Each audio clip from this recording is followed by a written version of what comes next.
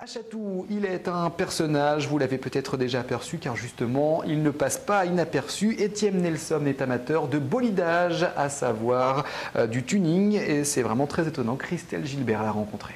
Je mets le code.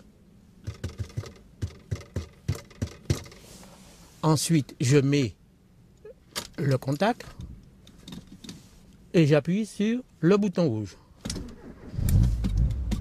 Ah, ça ne laisse pas indifférent. Étienne Nelson a 68 ans. Il y a 26 ans, il achète sa première voiture, une simple Ford Sierra. J'ai abandonné l'horlogerie pour me lancer dans la représentation de commerce. Le problème, c'est que quand vous êtes représentant, vous êtes obligé d'aller plus vite que les autres. Quand vous êtes tout seul dans votre voiture et un client vous dit « je vous attends à telle heure », ça pousse. Alors donc, je me suis rendu compte il va falloir que cette voiture soit performante, beaucoup plus performante. C'est là qu'une drôle d'histoire commence. Elle n'avait rien, elle était tout à fait ordinaire. C'était au début, ça? C'était au début. Et c'est après ça que je me suis mis à vraiment travailler là-dessus.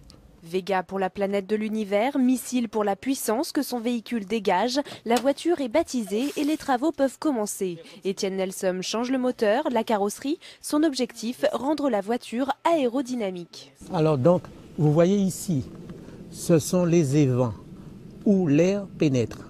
Vous voyez, il y en a 1, 2, 3, 4, 5, 10 et tous les autres petits qui sont à côté. Il y a beaucoup moins d'air qui sort que ce qui rentre. Le peu qui sort sont compressés et ça vous donne une poussée dans le sens de la marche. Nous avons les béquets, ce qu'on appelle les béquets. Eh bien, avec ça, écoutez bien, vous en avez 80 kilos là.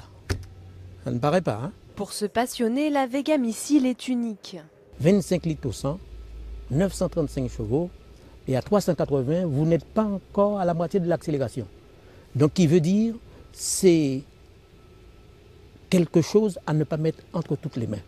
Parce qu'avec Vega Missile, vous êtes satellisé, vous êtes dans un autre monde, vous êtes sur une autre galaxie. Mais le fan de tuning la manipule avec précaution. À partir de 380, j'ai commencé à comprendre que s'il y a un roue qui explose, s'il y a la moindre chose, c'est une allée sans retour.